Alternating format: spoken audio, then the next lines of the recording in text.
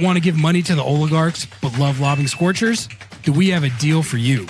MLS Season Pass is back on Apple TV with access to every single MLS match, including Leagues Cup and the entire Audi MLS Cup playoffs with no blackouts. It's not just the games, you get total access to the pre- and post-match MLS 360 whip-around show in both English and Spanish, and get live look-ins and highlights from around the league, as well as full match replays and recaps. Now, you can support our show by visiting lobbingscorchers.com/Apple TV to purchase your subscription and support our show. lobbingscorchers.com/Apple TV. Please, don't let the oligarchs win. Good evening, everybody, and welcome in to another episode of Under the Lights. Got a great stream for you all planned tonight. I think you're going to like it. We're going to be talking a lot of Seattle Sounders and MLS. We're going to be talking some CONCACAF Champions Cup. And we're going to be previewing San Diego FC. I have a special guest, Tony Sanchez from the SanDiego.Fútbol podcast, Two Balls and a Mic. He's going to join the show in just about 10 minutes here. Excited to talk to him about some San Diego FC. I'm excited for this game. I am.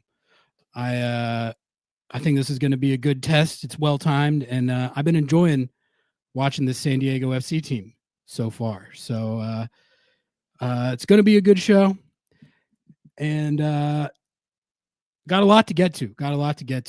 I wanted to actually start by talking about some CONCACAF Champions Cup, because that's what I was doing last night. I was working the desk for the Whitecaps Pumas game and for LAFC-Inter Miami, which that was the most interesting game of the night. Kind of undermined some takes that I had. So, yeah, we're going to dive into all that. Before we do that, though, please go ahead and like the video. Liking the video is just such a great way to support the show. Puts us in the algorithm. Obviously, subscribe to the channel if you haven't done that yet. Don't know what you're doing. Sub to the channel. Turn noties on. And follow us on Instagram. We're on the road to credibility on Instagram, which I don't know exactly what the benchmark is for credibility, but we're not there yet, but we're on the road to 400. So please give us a follow on there. We've got some good content on there. Yeah, as we wait to preview San Diego FC here, I guess I'll just give my takes on what I saw in CONCACAF Champions Cup last night. Joe says Tacoma avenged Ballard FC. What is it? Oh, wait, Joe, what do you mean by that? I was watching both of those Champions Cup games last night, and the Whitecaps won. They were playing Pumas, of course, who Seattle famously defeated in the 2022 CONCACAF Champions Cup.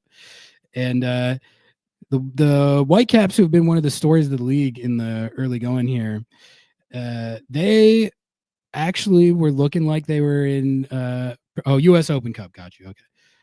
The Whitecaps looked like they were in pretty good shape. It was 0-0 until late into the second half, and then Brian White got kind of a crazy goal. There was like a mad scramble in the box, and Brian White was able to toe poke one home. So they were up 1-0, and that would have been a really good result going against the Liga MX team like that. And then 87th minute, Coco Carrasquilla, formerly of the Houston Dynamo, came in from out of nowhere, hit a really sick volley to make it 1-1. And that single-handedly took that from a pretty good, I would say that would have been a really good result for the Caps, and turned it into not that good one at all. I was thinking about that. That's what's kind of fun about these CCC series, where you have to play them over two legs, is, you get to halftime of one after one game, and then there's a whole nother decider, and you can go from a good result to a bad result with the snap of a finger, just like that. So that's what happened to the Whitecaps. I don't really like their chances of advancing, but who knows? They might get it done. But they really they needed the clean sheet to have a realistic chance there. But the real game of the night was LAFC versus Inter Miami, which I was saying I had the take that if I were LAFC, given the struggles that they've had this season, I don't even know if I'd want a piece of this series. But I guess that this game showed why that's never really the correct take. you always want a chance at it because LAFC went out there and fair play to them. They are 1-0 aggregate leaders over Inter Miami and Lionel Messi after that first leg. And they earned it. It was a good performance. And I'm going to talk about that more later, actually, because right now I just saw Tony Sanchez hop on to the show. So we're going to bring him on to talk San Diego FC.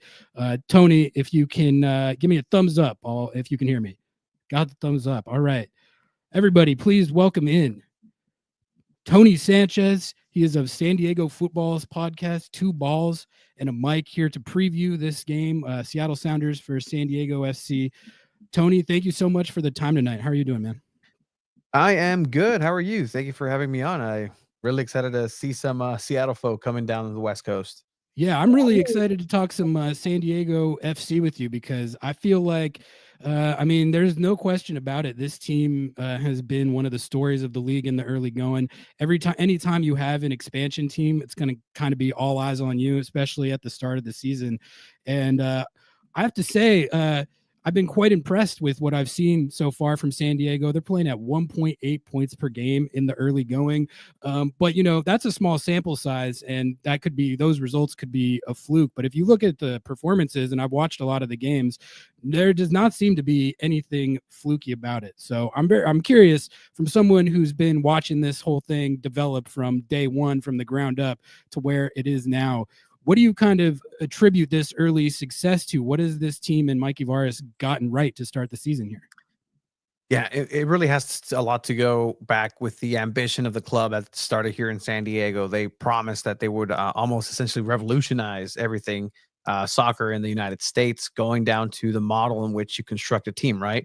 This team's known each other for a little bit over 2 months, and yet they're having the chemistry of a team that's been together for years. And it also goes paired well with the right to dream play style. And so with this right to dream model, which is essentially the ownership group that has a couple of academies across the world, with a team in Denmark, FC Northland, a team in Ghana, and a team in Egypt.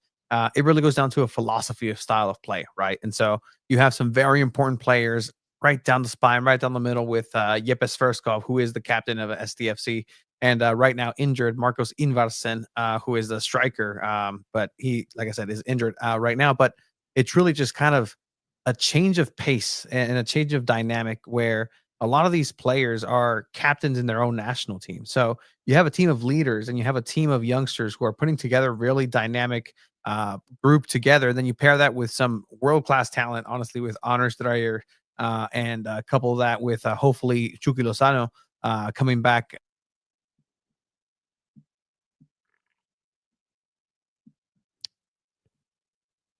I think you might have frozen there, Tony. Okay, I'm going to remove you from the stage real quick because I think you froze.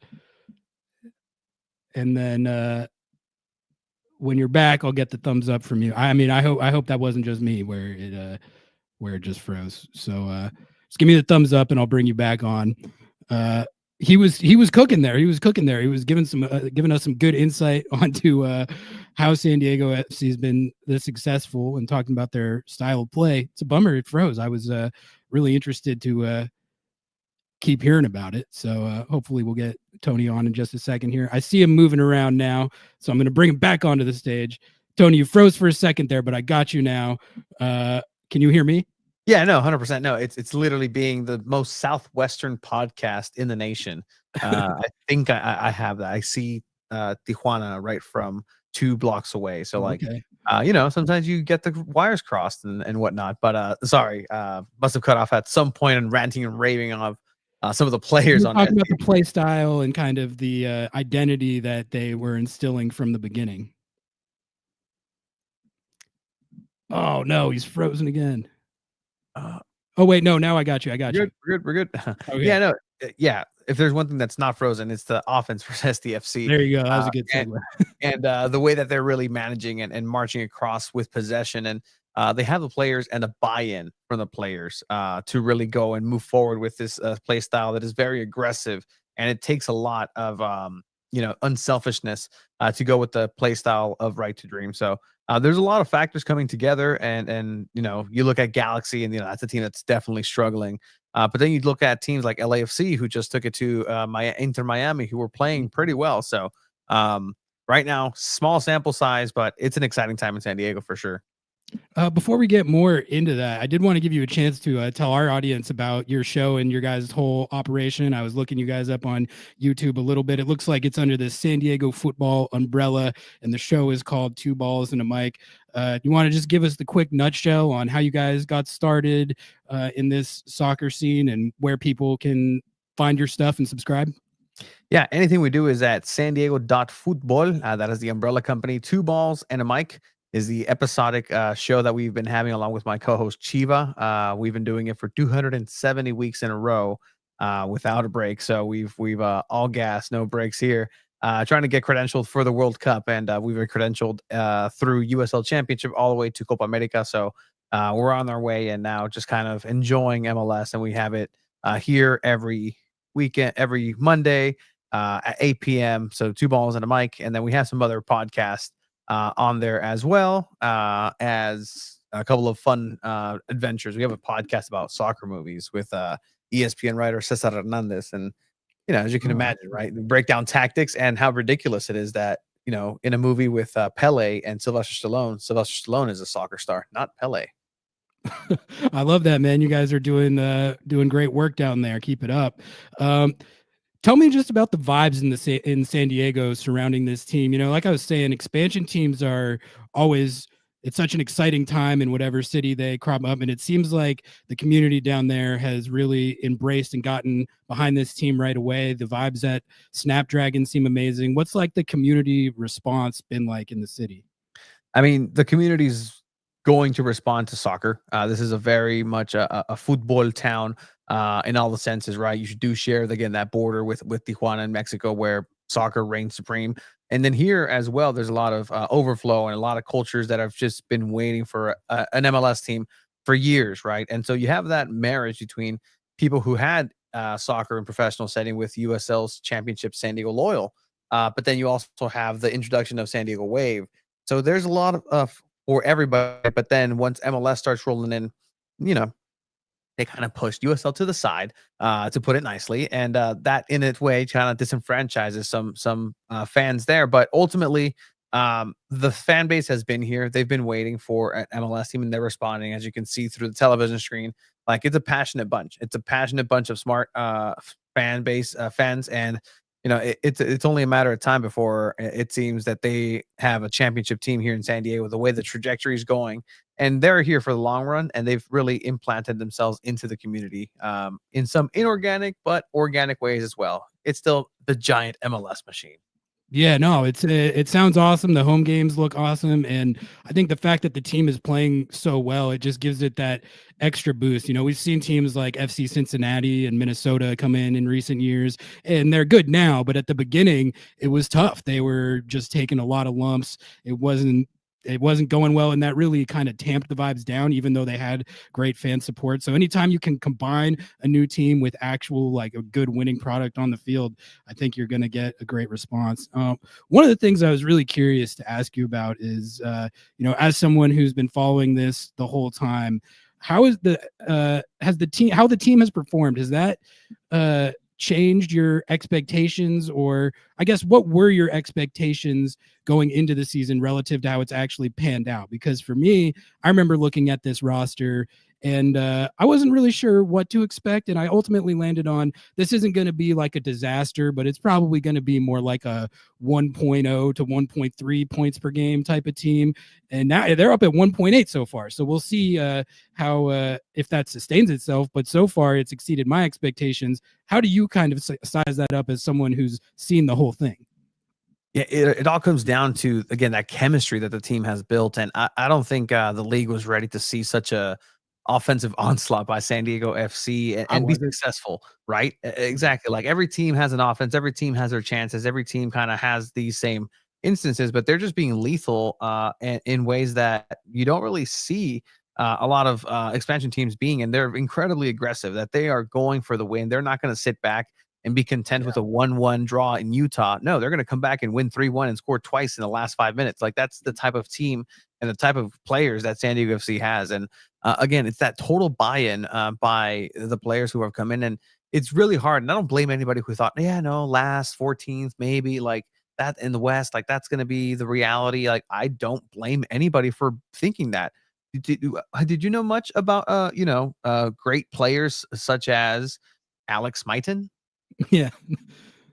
Right? Like, there's a lot of these areas where you're just like, okay, Patty McNair, I recognize. McVeigh, MLS veteran. Okay, he's been around for a while. And then you have this guy, captain in the middle, this like Busquets, just the ring general in Yepes Verskov, and he just plays with a different tempo altogether. And Anibal Godoy, who's going to be on the bench, surely. Nope, he's coming back, and he's a pivotal part of this team. So they're shutting a lot of mouths up, and there's a lot of expectations, even going back to Dos Santos in the net. He's not a Team 1 goalkeeper. And again, he's putting up these performances that don't just say, I'm good with my feet. No, I'm a good shot stopper. I'm a good MLS quality goalkeeper.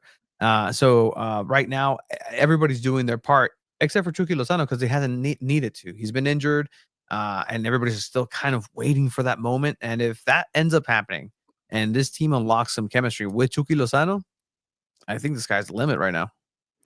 Tony, tell me about this Anders Dreyer guy. When I had not heard of him before he got to MLS, and this guy is for real. Like, every San Diego game I've watched, he stands out. He jumps off the screen, and he's been producing. He's been scoring clutch goals, and has been doing great work as a facilitator. Did you expect him to be this good, or has he exceeded your expectations? No, he is definitely as expected. If you were kind of paying attention to who he was, right? I'm not saying that I'm here watching Anderlecht games over in Belgium, right? Like, I'm not necessarily doing that, but I'm familiar with that play style, with the hierarchy of a team like Anderlecht. And so having him come over and then seeing exactly what general manager Tyler Heaps did and being creative, that's a $10 million valuation for a player that he got for $5 million. So then, you start thinking like, that's a good piece of business to see how it pans out. And it's been paying out really well.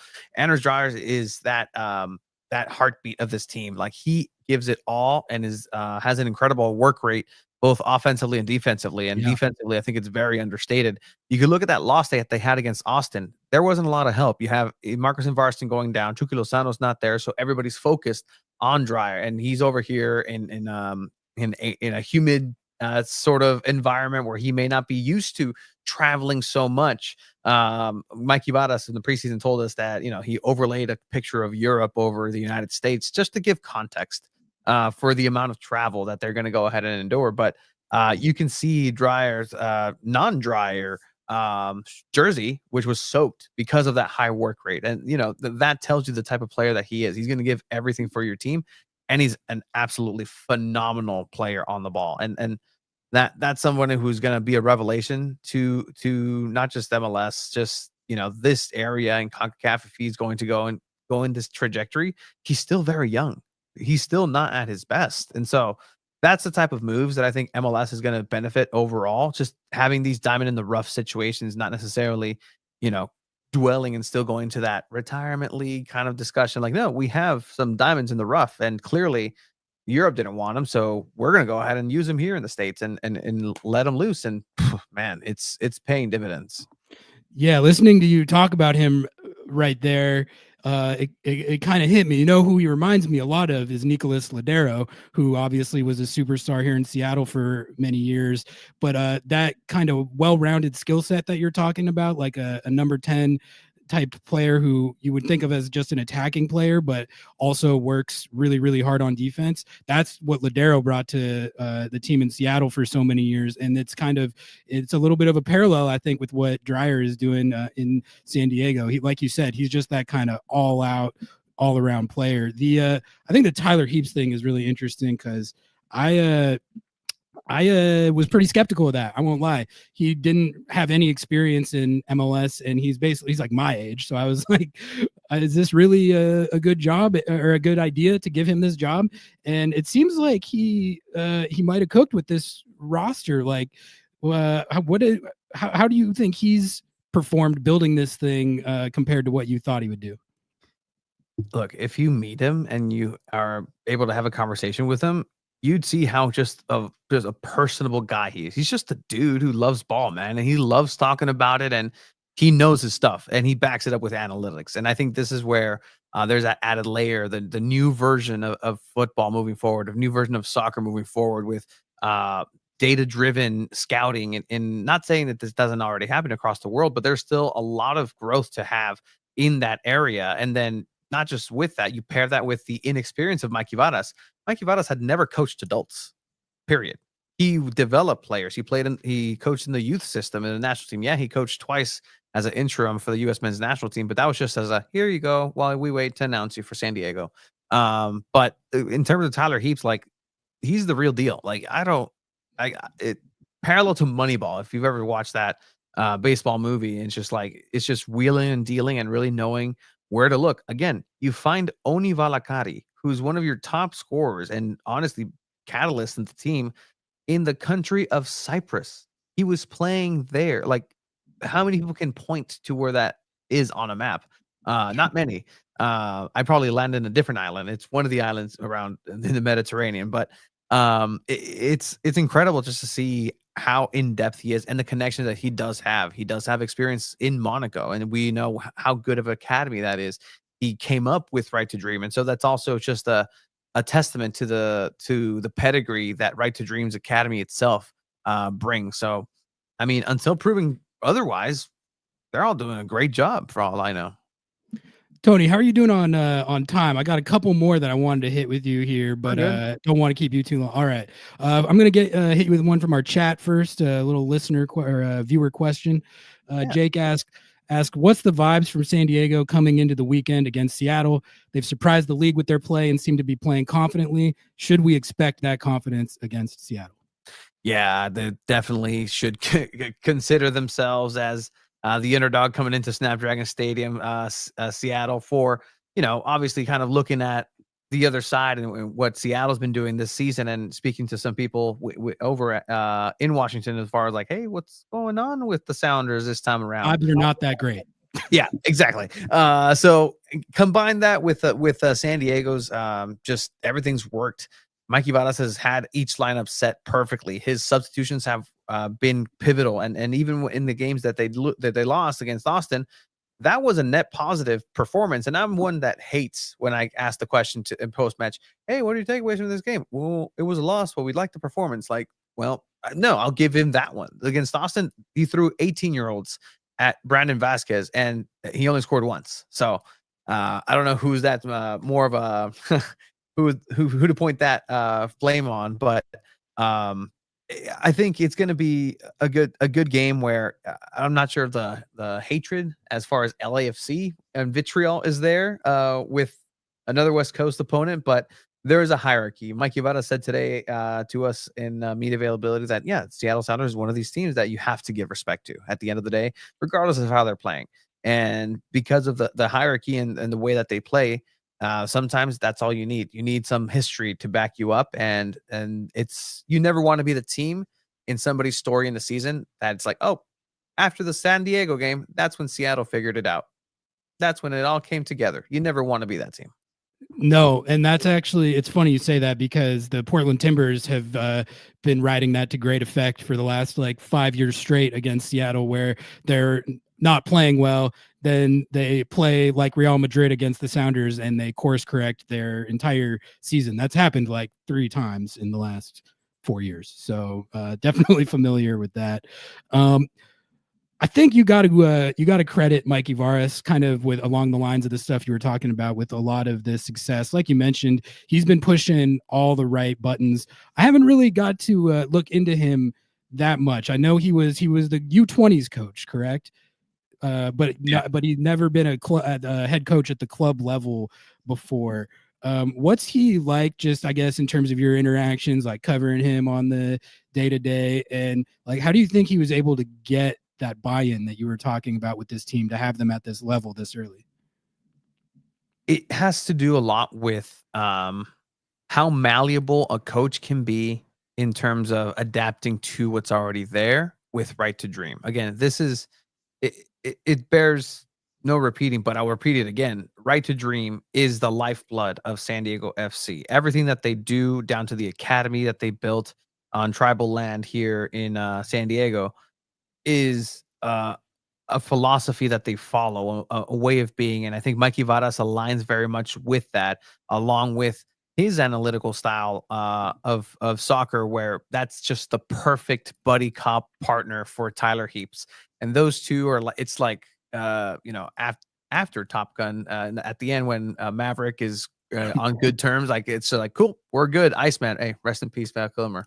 But it's one of these things where it's a perfect storm of things happening. And Mikey Varas is that person who also has that South American passion. He's Chilean, so he understands football, but he's a native to the US, so he also understands the dynamics and differences between football and soccer and how to put those two together, and really speaks to the players in terms of like, look, I know that you guys have your ways of playing. Here are your strengths. We're going to use your strengths, but for right now, I need the team to be this. And people forget sometimes it's a team sport. It's association football. You need a team. If you have one or two or three bright stars on a team, that's great. But if your team is playing as a unit, that's when they're most dangerous. And San Diego FC definitely does that. And it's a one brain mentality, moving one way. And if they concede 5 goals, this is what the frustrating part's going to be. If they concede 5 goals by playing that way, they're going to be stubborn and try to get at least one. And they're going to get 5-1 back and be like, look, told you it worked. But that's who Mikey Varas is. He's just going to go ahead and really put this team on his back and move forward with, hey, analytics and the way I saw the game and felt it, and it's been working out. That's the thing. It's been working out. Yeah, I mean, he's got the team playing great team ball. There's no doubt about it. Tony, I just got a couple more for you, and then I'll let you go. Thanks so much for the time. Another one from our chat here for you. KW asks, what is San Diego's Achilles heel? If there is a weakness that the Sounders can get at, what would you say it is? I think that it would be just beating them in their own transitions, because they're a counter-attacking team. They want possession of the ball. You have to be able to take those opportunities that San Diego FC is going to give you. Both teams, Seattle and San Diego, like to have the ball. Guess what? There's only one ball. So we're going to have to go ahead and figure that out. And if Seattle wants to dictate the pace, I think that's something that hasn't been necessarily challenged for San Diego. So I hesitate to say that's the Achilles heel just because we don't know. It's just a question mark. Hey, Seattle might figure it out. Like I said, that's how they're going to go ahead and matriculate the way of the rest of the season. But in terms of weakness as of right now, I think just really attacking that with the high pressure and really attacking those small spaces coming out from the goalkeeper and really trying to play out. Just again, very stubborn. They're going to go ahead and concede the ball. They're going to give it to you after a goal kick. But then you better take care of that, because guess what? If you don't, and it's another goal kick, they're going to come right at you the exact same way. So you better learn from those mistakes. And I think the stubbornness will be that Achilles heel for this team, to play in a certain style and force certain looks and certain formations and certain plays and overload it. But again, I don't know. I don't know what it is right now. And maybe Seattle's the team to kind of point some things out. I wouldn't say, I guess, Achilles heel, international breaks.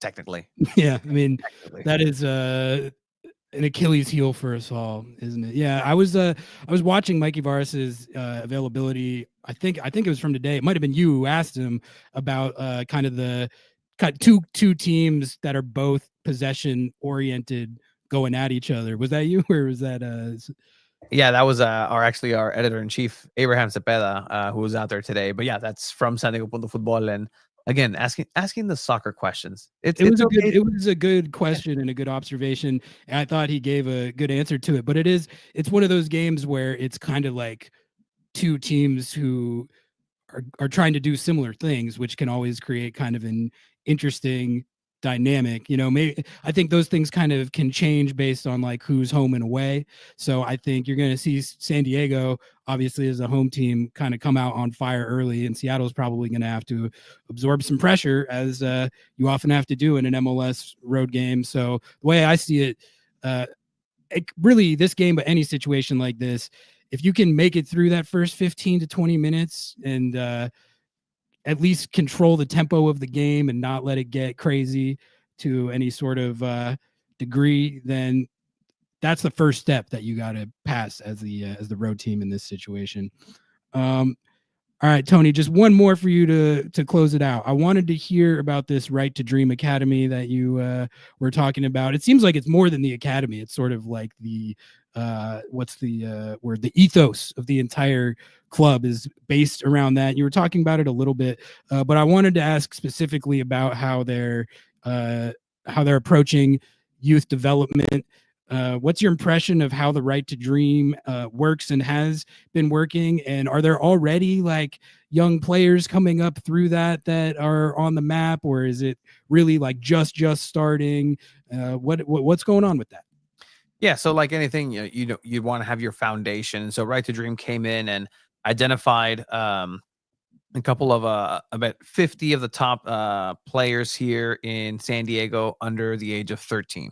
And so that's who they're targeting for their first academy team. The academy is going to be at the same training grounds where you saw head coach Mike Ibarras give that meet availability. That's the same place. It's a charter school essentially of soccer. And so this is why this is so cool, because it happens everywhere else in the world where the academy is inlaid with the education of the students. So they eat, breathe, sleep, everything soccer, but still get an education paid for. And Right to Dream pays for all the education for each and every one of its students and players through college. And so no questions asked, whether they stick to soccer or not, whether they go professional or drop out from playing soccer, they will be paid guaranteed through their college education. So right there, that's awesome. Like there is no question. That is fantastic. It also gives interesting kind of wrinkle because San Diego FC is the only team that can scout into Mexico. In MLS because of the radius, the FIFA radius, and the headquarters being in Little Italy here in downtown San Diego. That's still within the radius that FIFA allows for scouting. So that's into Tijuana, Mexico. So wow, yeah, that's like a hack. I hadn't heard about that. Oh no, I think we might have lost him.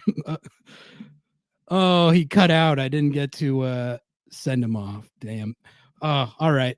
Well, that was good info that he left us with, folks. That was Tony Sanchez of SanDiego.Fútbol's Two Balls and a Mic.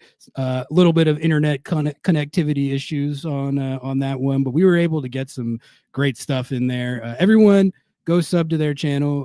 We like to support our guests around here, so go find SanDiego.Fútbol on YouTube and follow Two Balls and a Mic.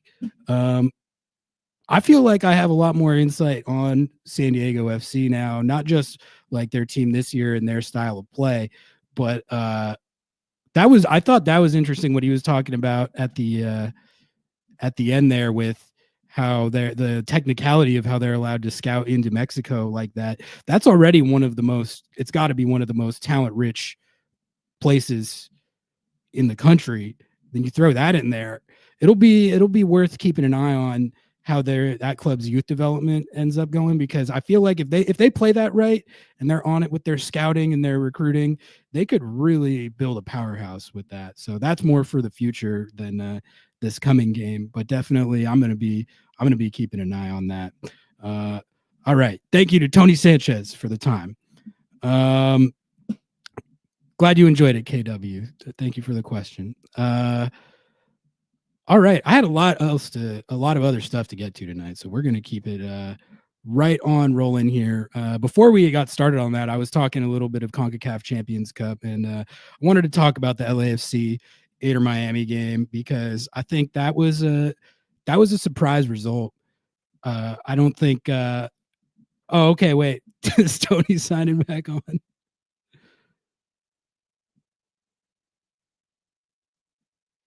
All right, I'm gonna bring you back on to close it out here.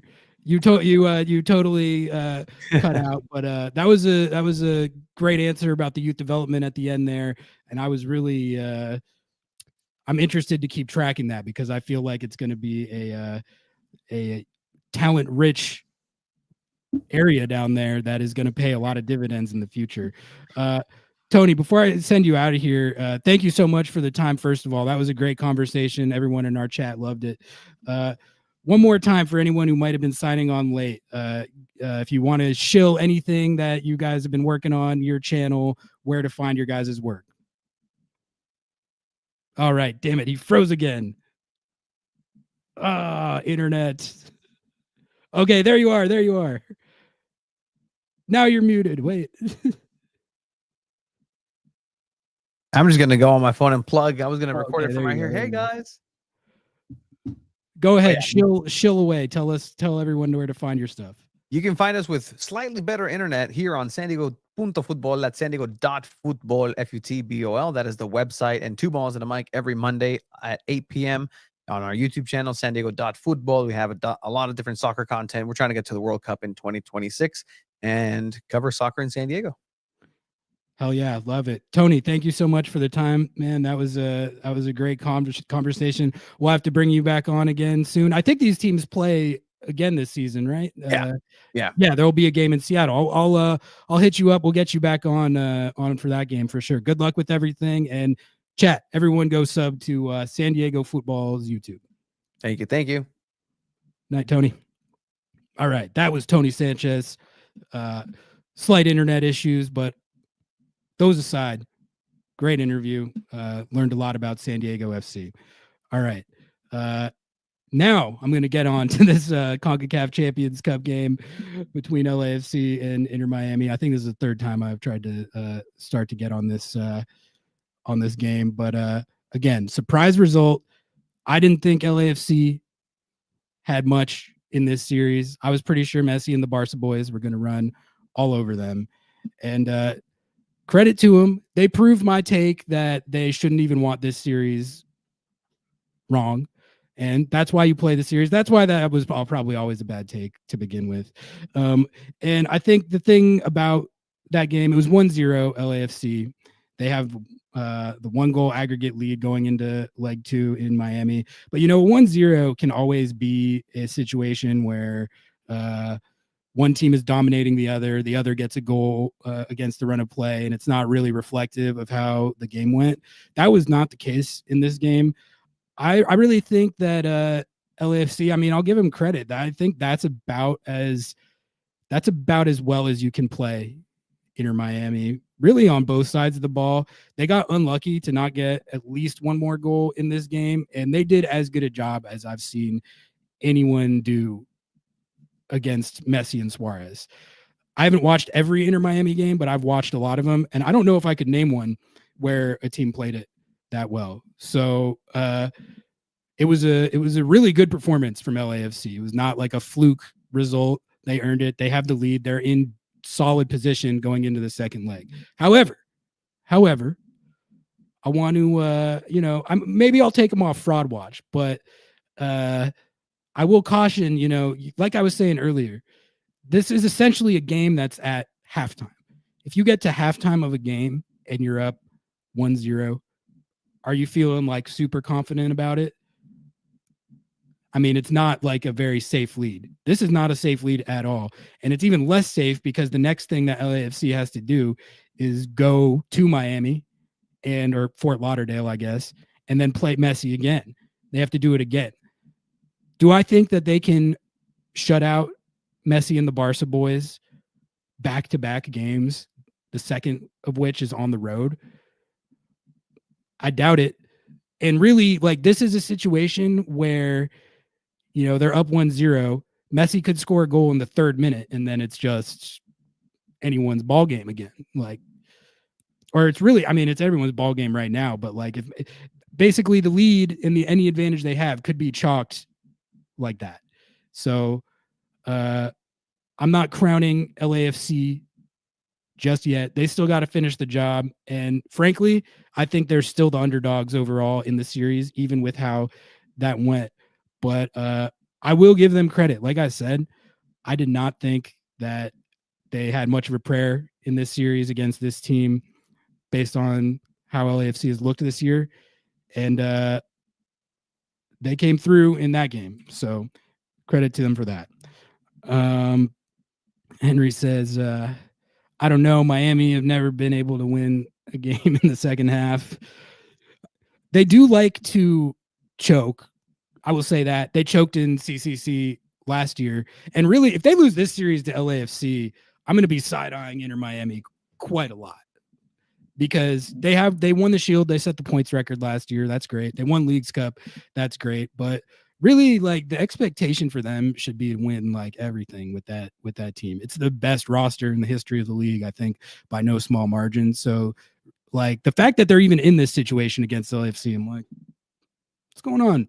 What's going on with you guys? I mean, they've been destroying everyone all season so far. So it could have just been one off game, but it was still like it felt like Messi really never got going, and really the best chance I feel like that they had, at least in the second half, was LAFC. LAFC tried to give that away. They fouled Messi right in that free kick area at the very end of the game, where you just cannot foul him ever, especially in that circumstance. Steve C was pissed, and he barely missed it, but he usually makes those, honestly. So Happy Foot, Sad Foot, guys. Shout out Happy Foot, Sad Foot. Everyone go sub to them as well. We're worried about Denny. He has been off it. He's been off it all year. We highlighted the Happy Foot, Sad Foot guys, talk about it every week. He's basically in this. When I watch Bouanga play right now, it's like a guy who's trying to do it all himself. He's missing passes that he should be hitting. He's trying to take three guys at once and losing the ball. And he's just not really getting in those spots that he's normally so lethal in. And I feel like teams have learned maybe how to defend him a little bit. But he also just, like, the body language, even in the game last night, there was a couple sequences where he was just getting really, his body language was bad. He was going after his teammates and stuff. So, and then earlier this season, Steve C, after the Seattle game, when Seattle beat LAFC 5-2, Bouanga subbed on in that game, and Steve C said that his subs were not up for it in that game in terms of effort and mentality. So that's I don't know if Bouanga is long for that club, but if they can make a CCC run, I bet that salvages the vibe. So Ari, did you happen to look up a picture of Daniel Mooney yet? I did not, but I will do that. Here, I'm going to search him right now, and then I will take a look at that. And if I see what you're talking about, I'll screen share it. But oh wow. All right, all right, I'm going to have to show you guys this.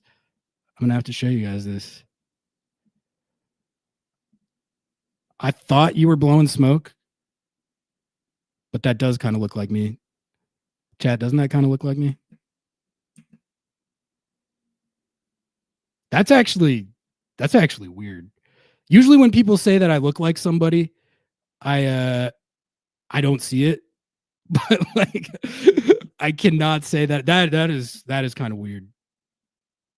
That is kind of weird. That's my Spirit MLS player.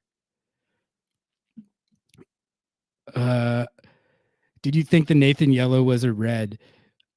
I think he got pretty lucky. It could have been. I don't know. It's one of those ones where if it's not, it's not.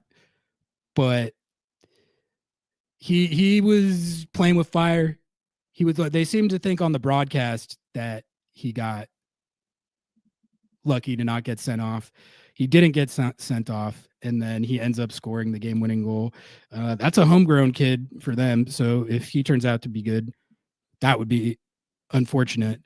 But yeah, it was an eventful game for Ordaz because he had that play, and then he had the game winner.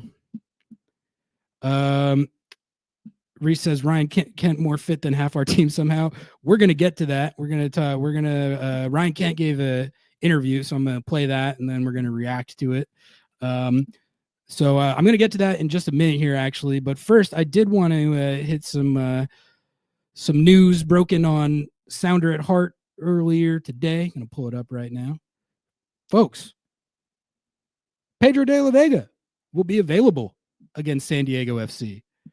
Midfielder has been able to make a reasonably speedy recovery. This is from Jeremiah O'Shen reporting from training at Longacres. So that's good news.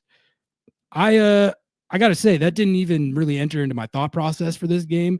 But if you read the article, it turns out, like, they said 4 to 6 weeks, and this is about 4 since the injury.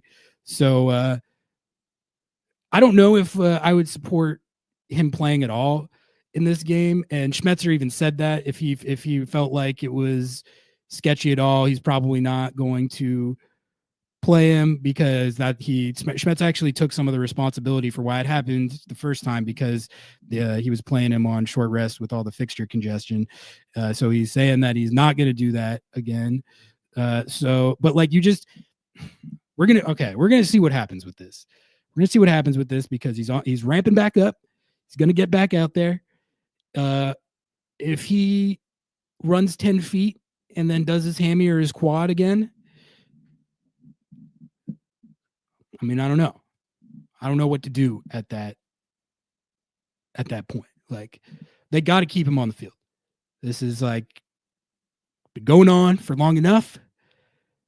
Last year, I think they probably, if they could go back and do it again, they might have held him out a little bit longer the first time. So obviously I hope that he stays on the field, because it'll help the team, I think, but also like just for him as a guy, like I feel badly for him that it's gone like this so far, especially with how he started off this year. He was legitimately looking like the player that he was billed as. I thought he was, like, especially in the Antigua series, I thought was great. It wasn't just the goals. It was really everything about how he was playing. He was playing super hard. He was winning his 1v1s. The way he was combining with everyone looked so much better than last year. So we'll see if they want to give him like 10, 15 minutes in this game. If they think that's prudent, then I'm for whatever plan of action gets him ramped up, ready to go, ready to contribute. But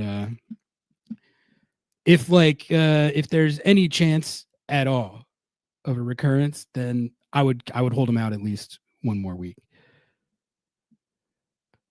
Only way Pedro sees the field is if we are either one goal down with 20 minutes to go. Other reason this week to play him. Yeah, like I think you're right that is likely the only, like, if they're chasing the game, that would be the certainly if they're ahead by a goal or multiple goals, I wouldn't expect him to play. Jake says Moose is questionable. Jesus back at the 9. Yeah, Moose is questionable with a back issue that I hadn't heard about. So it is possible that we might have to not see. I've been clear. Said on the last show, I even wrote a little thing for Sounder at Heart. I've been clear. I want them to run that back if they can. I just think, like, it's not ideal.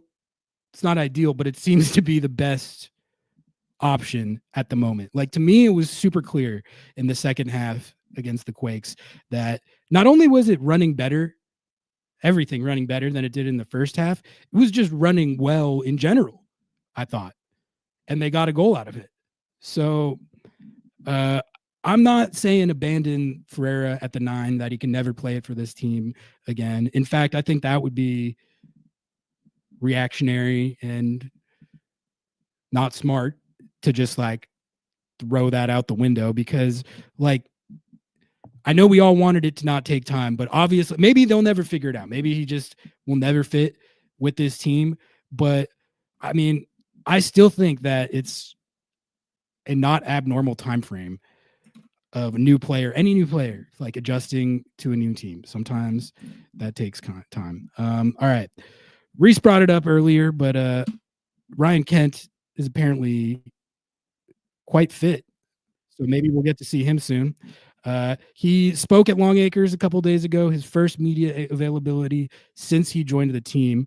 And he gave some insight into like just his situation with his career and how he ended up here. And kind of it's our first chance to get a feel for him just as a guy. So I'm going to play it. I'm going to play his little press availability here. I'm sure some of you have already watched it, but I'm sure some of you also haven't. So we are going to hear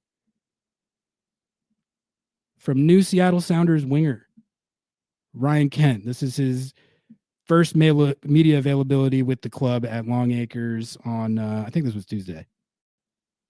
Just start us off with what appealed to you to the Sounders and then coming here. I think with the sort of trajectory that the MLS is going right now,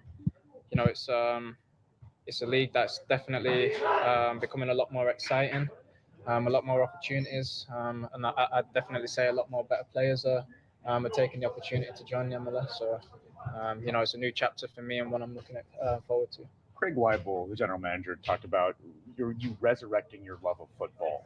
Can you take us through kind of what that means and maybe expand on kind of what that part of it is coming here?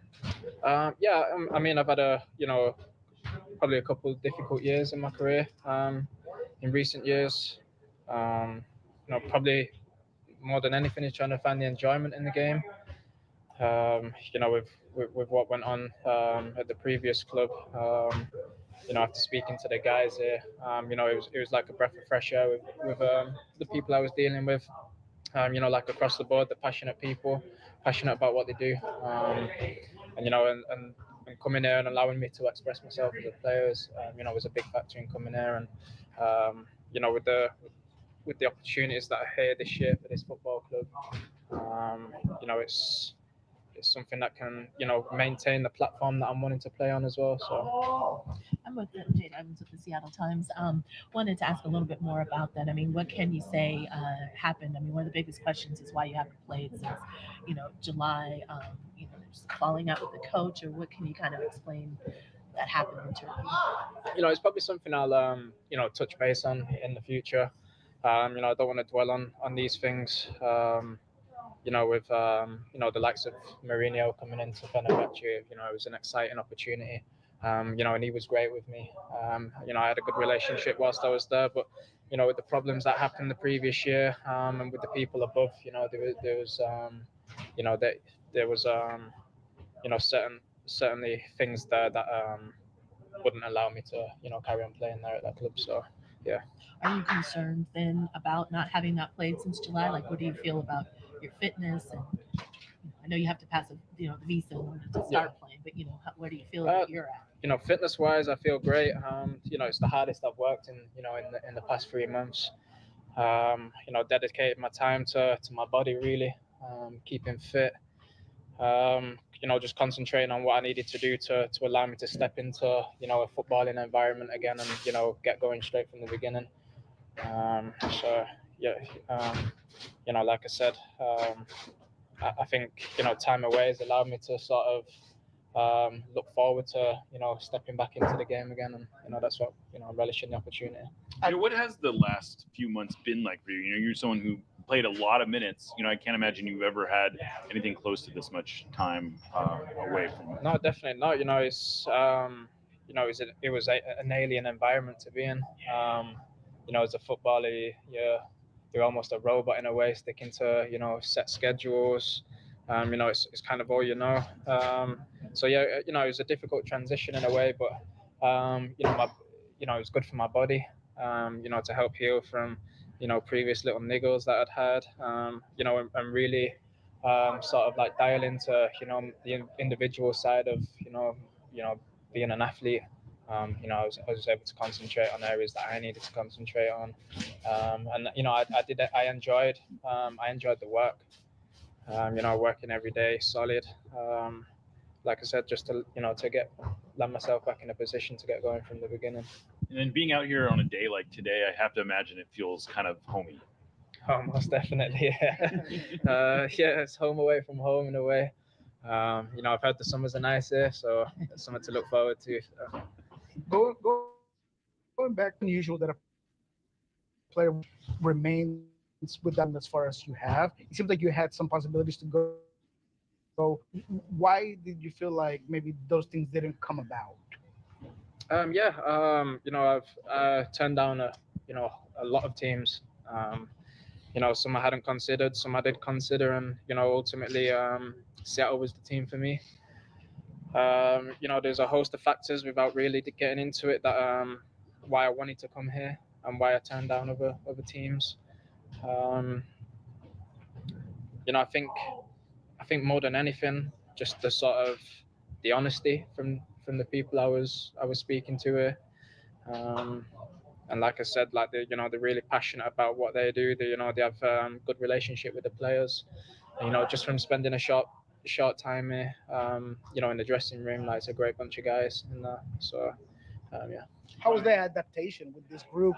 Has anybody already striking a friendship with early? Anybody who stands out? I'd say it's actually been the easiest transition of joining a team. There's no real egos in the dressing room. Everyone's very welcoming. Everyone's involved in everything that goes on there, so it's it's a good environment. What were you doing your training? Was that in England? Like when you were that time off, where were you? Yeah, I was abroad doing warm weather training. Better than doing it back in my hometown where it's raining all the time.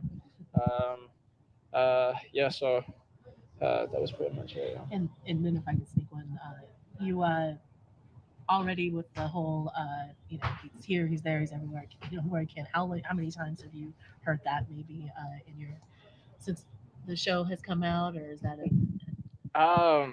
that's a new thing for hear- me. Yeah. It's all over Right. all over social media is the popular way to say that might be your with the I'll keep a lookout for that. yeah. So Right. no one's Take one or two more miles. Go ahead. Hey Ryan, what is it about the Seattle style on the field that you like? Because I'm sure you probably looked at a couple of their games. What did you like about it?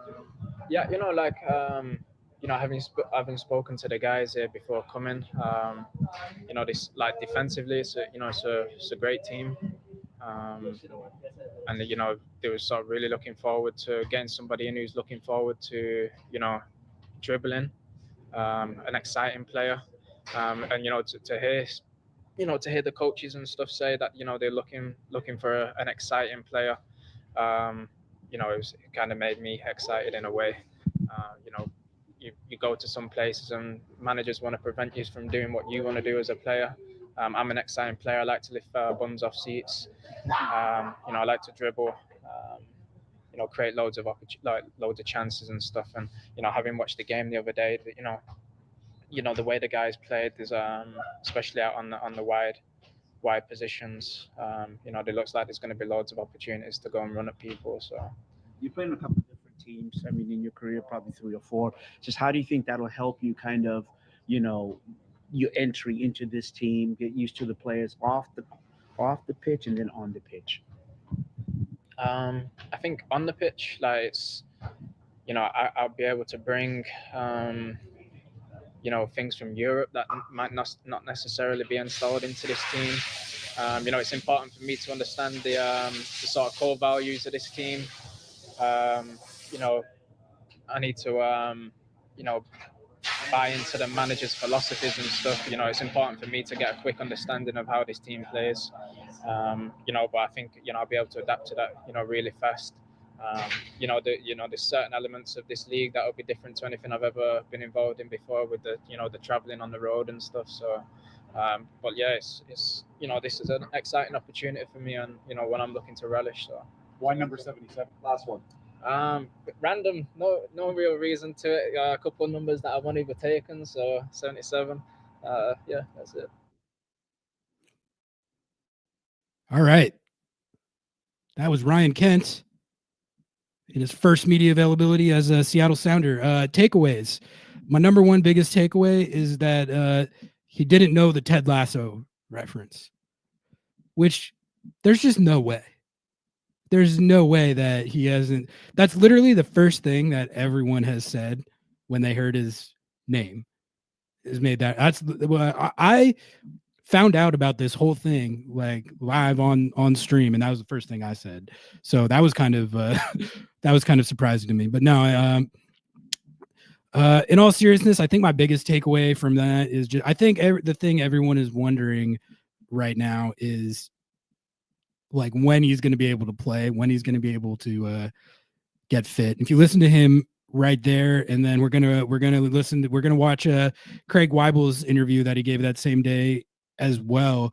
But I'm hoping that ramping him up might actually not be. I'm sure like it takes a while, even if you've been training on your own, no matter how hard you've been training, it takes a while to get match fit. Like, so, and also this P1 visa stuff might even set it back a little more. So I still think we're probably looking at like at least 3-4 weeks before realistically they can get him in a game. But I think that he, in terms of like how fit he actually is, it seems like he's been training hard, and he just seemed to me, like from watching him play, listening to him talk, listening to Craig Waibel talk, it just seems like there's been some issues with him throughout his career, but fitness is not one of those issues. He seems like a uniquely fit player, if that makes sense.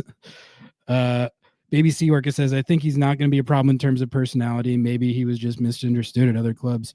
Yeah, I mean, like, without knowing the details of what happened with Mourinho or at that club, like, we really have no idea if that was him being a malcontent in the locker room or to the coaches, or maybe it was as simple as like he just felt like he didn't his role wasn't what he thought it was, or he wasn't getting minutes that he thought he should get. So I honestly I'm not gonna hold any of that against him unless I actually heard what happened and then could judge it. But I mean, so far he said the right things there, and he seems like he's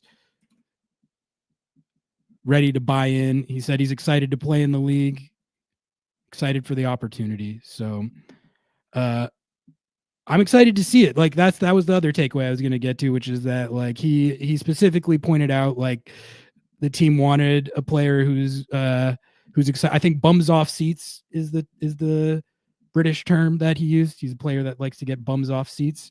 So if he can do that, I mean, that's really, I think, what the hope for this is for him to be able to provide that type of presence on the field for this team.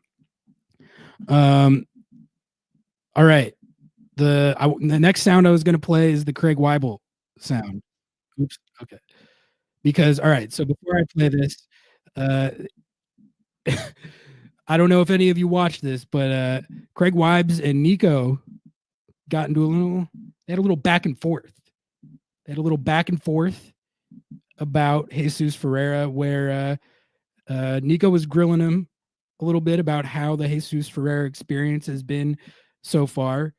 Craig Waibes didn't like the line of questioning. It was very clear that he did not like the line of questioning. Nico basically, you guys will see, but Nico's basically grilling him on Jesus Ferreira's fit so far, and if they might have misevaluated basically something on how he would fit in, just based on how these first few games have gone. And you know, if I was Craig Waibes in that situation, I would say, "Hey, man, it's been like 4 games. Why don't you bring the temperature down a little bit?" That's what I would have said if I were him, and that is pretty much exactly what he said. But he said it in starker terms than that. So that was there's a lot of stuff to talk about with this sound, but you guys will see right at the end. My Lobbing Scorchers kickoff co-host Nico Moreno and Craig Waibel get in a little sparring match, which, you know, Nico, you always got to have someone on the beat who's willing to do that and not care about necessarily being liked by the interview subject. Nico doesn't. He'll ask whatever. So I was glad he did it, if nothing else, for the content. But here, I'm going to bring Craig Waibes up right now.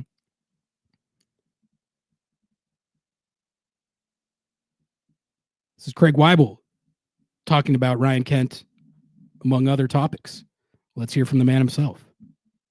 Craig, seems to be a new player out there. Ryan Kent, just overall takes on the path to bringing him and the decisions to do so. Yeah, I mean, look, the MLS rules are nice and confusing, but with Paul's injury, there's a myriad of steps to go through to replace a player and the limitations that are involved in that. The search gets narrowed down pretty quickly when you get down to the actual budget and money. And so what we wanted to do is add a player that has the potential to be a difference maker, you know, or add quality to the group. We didn't want to add just to add. And so it took a little less time than I thought it was going to take, if I'm being honest, just with the budget we had. But fact of the matter was, once we started talking to Ryan, his level of interest in MLS right now and the timing in his career was perfect. He wants to come. He wants to kind of resurrect his joy in football, and I'll let him talk about that more than me, of course. But he's had a tough year, given some of the teams he played for and some of the decisions that were made around leadership and coaching and playing time. So it's fortuitous for us to be in a position to bring him in and for him to want to come at the time when he's 28 years old. Definitely ambitious in terms of potential, but there are some maybe red flags, if you will. He hasn't played since July of last year.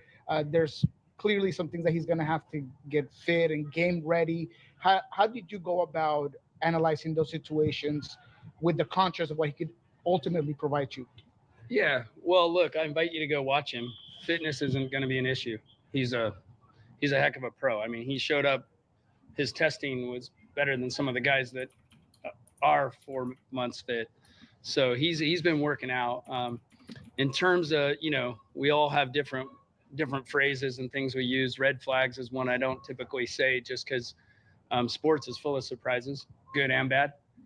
So yeah, I mean, anytime we're able to bring a player here, there's going to be the why and the how and the what.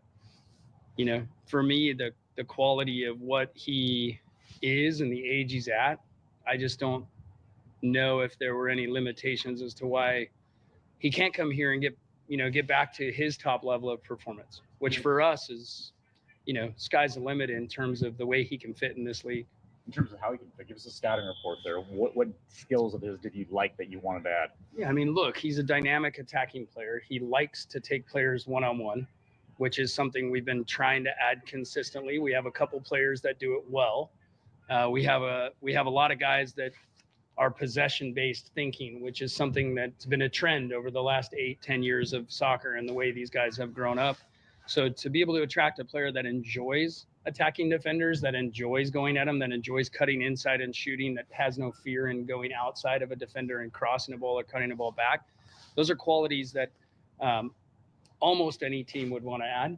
Not every team, but for us specifically, it's a profile that we don't necessarily possess at a level of experience we absolutely don't possess within a budget that fits these weird MLS constraints, and a motivated player that wants to come be successful. You mentioned the budget a couple of times now. Yeah. What flexibility do you have for the rest of the 2025 season?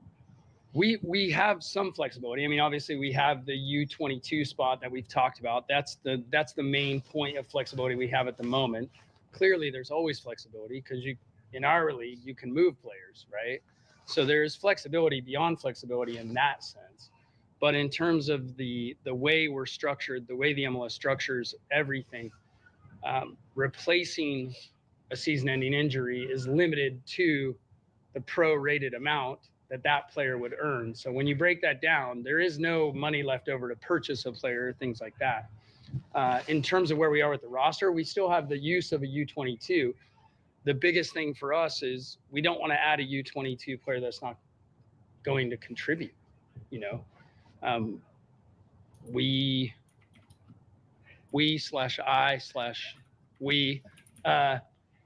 really focused on an attacking player, and good attacking players that score goals at that age are going to be really hard to attract, depending on which part of the world they're living, which part of the world they're coming from. Age is a factor, experience is a factor, travel is a factor, all these different cultural things come in, but we're not really looking to settle on a player that we think is going to be good in a year or two. We don't think we need to settle, to be honest. We think we will eventually attract the right guy that can come in and contribute pretty quickly. All right, since this is super long, I feel like there was enough of the he hit on enough of the topics that I wanted to talk about right there. But I am gonna skip to the end here and try and find this exchange with Nico, because we do need to watch that. And I think that it's right about. If we could, My question is. Okay, yeah, here it is. So this is Nico and Craig Waibel. They spar right here, guys. They spar. It gets a little hot. Kind of harping at. Yeah. My question is, was there any misconception on the profile that was Jesus Ferreira? Because the need was a striker, because you only have two, right? It's Musovski and it's Jordan. So where was the misconception or the misunderstanding between what maybe Brian wanted in his style of play, in his soccer module, and what Ferreira provided that's kind of taken him so long to adapt to? Because he just doesn't seem to be fitting it necessarily. I guess you're relying on stats right now. Like I think it's a pretty short window of time to judge any player, frankly. But I think his goal scoring was attractive. The fact that it hasn't translated yet is concerning, but not. I don't know if I'd go as far as you went to insinuate anything abysmal or, like needing a grave, which I feel like that's about as far as you went with that. I think he's a good player. I think, like I said, I think we've got a lot of good players, but we still need to get a full healthy squad to really figure out how everyone fits. The chances, again, over 50 shots in our last 3 games, only 17 on frame, only 1 goal. I don't think it's one player. I'll be honest. I think if we're going to ask that question, we need to be asking about the entire attacking half of the field right now and how much responsibility each one of those players wants to take on their shoulders and wants to stand in front of cameras and own. Yeah, I was just going off of what Brian kind of had insinuated after the San Jose game, where he clearly said that Musovski looked better at that position and Ferreira looked better dropping back. Yeah, against San Jose, Jesus dropping back and Danny in that game, I think was obviously a good move. The second half was much more productive than the first. Mm-hmm. I think that has to do more with that matchup than maybe the overall. But again, I don't interview Brian after games. You guys do, so I'll let him answer that.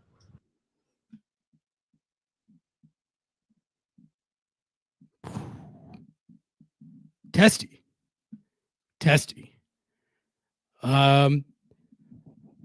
Should I just start with that? I'll just start with that, and then I'll get to the Ryan Kent stuff, because I mean that was good content. That was good content for sure. Craig Waibel was not happy with the line of questioning there, and I don't think he could have been shocked to get it, because the reality is Jesus Ferreira, like, there's a real thing that one of the supposed benefits of the signing was, like, him coming within the league would make the adaptation process smoother, easier, and maybe not as long. And that hasn't panned out, which I don't think is that shocking, but it is something that, the fact that that's going to come up even this early in the season, I don't think that's surprising. But I think ultimately he gave the answer that, like I said, that's the answer I would have given, which is that it's too early to be burying a player or making any assessment on any one player, Jesus Ferreira or otherwise. We're 6 games into the season.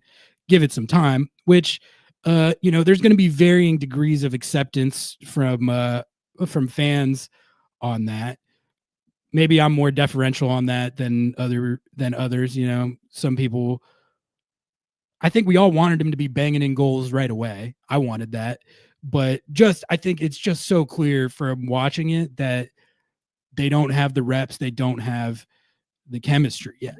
So, I guess what I'm saying is that answer flies, like, for now, but it's not gonna, like, there's only so much time, right, where you can lean on that. Like, as we get closer to the midway point of the season, it needs to, whether it's him at the 9 or wherever they find where he works the most, whether that's dropping deeper or out wide in San Jose,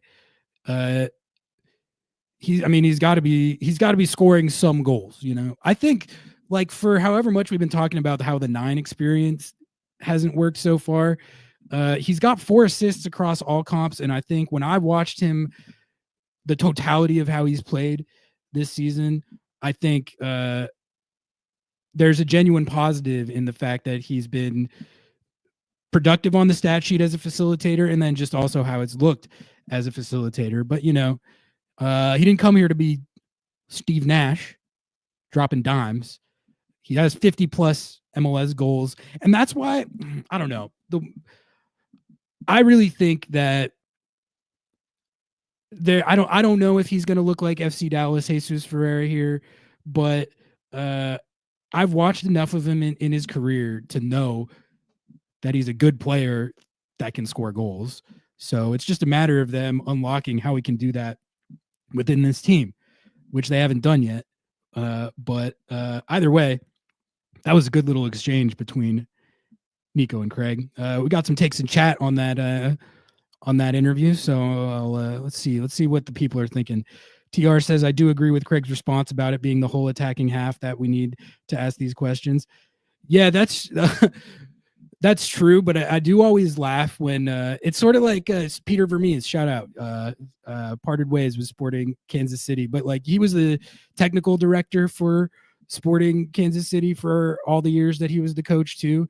And I would always laugh when he would go into press conferences after a big loss. You'd be like, these guys played horrible. That was a terrible performance by my team. These players suck. Like who put this team together? Who made this roster? This is ridiculous. You know, like like Craig is right, but like ultimately, whether those guys answer for it or not, like he's the one who answers for it all at the end of the day. That's the part of what happens when you're a GM. So again, I think it's a situation where he is technically right. But and like if he's gonna lean on that for now, I think that's honestly fair. It's fair.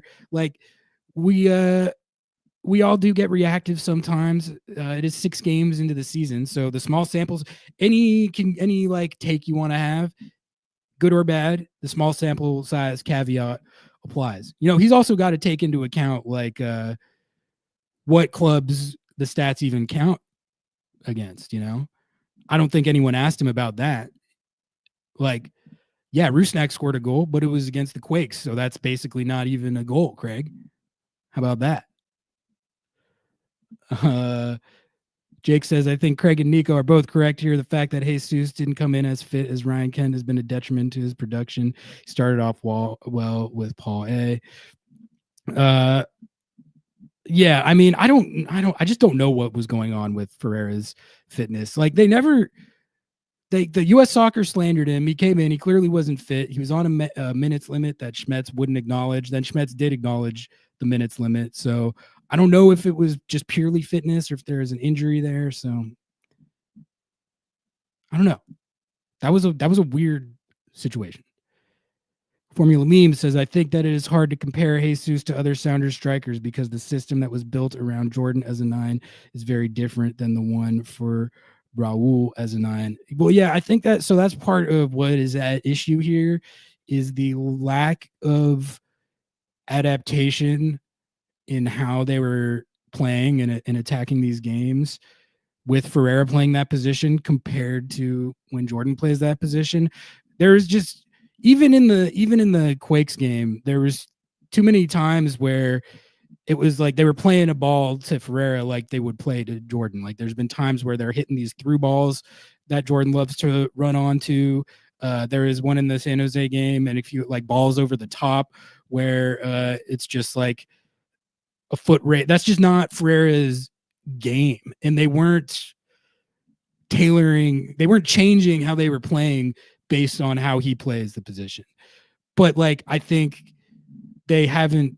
It seems clear to me they haven't fully discovered like what tweak to make to accommodate for that. Which you would think a whole preseason and the amount of games that they've played, it would be further along than it's turned out to be. But I mean, it also you can grind something in training to death. You can train it all you want. Like once you're in a game, it's just a different animal, So Jesus would have been a better fit into the system that was built for Raul. Yeah, there's a little more overlap there in the sense that Raul wasn't necessarily like a sprint onto through balls and balls over the top as much like as Jordan, So I see what you're saying there. Barry says the thing missing from this team is the guy. We had Alonso for a decade in transition to Nico. We no longer have the guy. I think you're hitting on something there that in the heat of all the discourse that people have been. I think I agree with that to an extent. I think they have. I think there's good leadership in the locker room. It's a veteran team, so it's not really a leadership thing. It's maybe just like a personality or mentality thing. That's what's felt like has been missing at times to me. And I don't have an expectation necessarily that Ryan Kent will solve all of that, but I have been saying that I hope that stuff like that is something that he can bring to the table. I don't know, like based on watching his interview, he seems actually like kind of like a low-key guy. He's not someone who's going to come in and be a super prominent vocal leader probably off the bat, but when you watch him on the field, he's a dog. He never stops running, and he plays really hard. So I don't know if he'll be like the guy in the way that you're talking about, but my hope is that he brings at least some of those attributes, and that's something that he can bring to the table in addition to whatever he brings on the field. Wait to see what a 4-2-3-1 month with Jesus and Pedro on the wings and Albert centrally with Jordan up top. It's going to be a good day. It's going to be a good day. Jordan Morris is, it seems like he's quite a bit further out than De La Vega is, which I think makes sense. It seemed like he did his hamstring pretty good. So hopefully they can get a full lineup out there soon. I'm excited that it seems like De La Vega is on his way back. I'm nervous about the idea of him playing this weekend, but I guess even if he doesn't, which I think someone said earlier that like game state or the scoreboard might dictate that, but even if he doesn't, it seems like he's right on the precipice. So to the credit to the haters, though, there was talk when Jesus signed about actually Jesus can play running at the defense off passes like Jordan. I might have said that. I don't remember me saying that, but to be fair to the haters, I mean, I think I was high on the trade. I loved the trade, honestly. When I found out that he wasn't on a DP deal, I thought it was a finesse, man. And I still think that it could be. I know that people are down on it so far, but it just seems like skill set wise, it's been a trickier process than we all would have hoped or anticipated. And like, if I said that about Jesus, that might have been based on like false FC Dallas memories or something, or maybe I don't think it's like he can't do that. It's just not his it's not his game. That's not like what he's been most effective as. Jordan has basically zero support on the wings until Rothrock and Georgie. Kent is help, Pedro is help, Jesus is help. Yeah, exactly. And I thought Paul and Rothrock and Georgie were excellent against the Quakes. And if they can maintain, I think the issue with them is that because like with all these injuries, when they're starting out wide, it feels like the offense is like pretty hit or miss. And I think that is speaks to just consistency, where Georgie has been really exciting and really fun to watch, but he's not a finished product as far as like consistently bringing it like week in, week out, game in, game out. And so you'll get situations like the RSL game where he didn't play very well, and then the LAFC game where he was awesome, this Quakes game where he was awesome. But even in the Quakes game, it was like exciting moments that didn't result in end product. Although, to be fair, one of the sitters that Moose missed, Georgie set him up really well. But like, I guess what I'm saying is that like a lot of how the depth on this team can perform, at least on offense, will probably come down to Georgie and Rothrock finding a level that we know that they can find and doing it reliably, doing it consistently. It feels like when they're carrying the load, again, like hit or miss. Another one from Baby C Orca. I think Albert is good because of Jordan, and Jordan is good because of Albert. The system is made for Albert and Jordan playing together. Yeah, like I think that's actually dead on. I don't think it's that they're one is good because of the other. I just think it's this team is designed so that when like everyone is healthy and at their disposal, that is who the whole offense is built around. And for whatever people want to say about that, it's been a very effective duo for a lot of the time that they've played together. I thought last year I was doing kind of a facetious agenda about how they were the best 1-2 punch in the league, which I don't think they're the best 1-2 punch in the league. Like that was for the memes, but I think they've been a very good 1-2 punch in the league. And there was like a month-long, like 4 or 5 week-long stretch last year where they were going nuts. Like they were putting up huge numbers. They didn't do that all season, but there was a pretty lengthy stretch in the middle of the season where they looked really good playing off each other, and they were producing. So it's unfortunate that Jordan's injury happened when it did this year, because it seemed like they were kind of picking up where they left off with that. Rusnak's already got 5 goal contributions and Jordan's already got 3 goals. So, I mean, you guys know I've always been on the camp that the number 9 and the number 10 on this team are not the problems, but obviously we all know that not everyone agrees with that.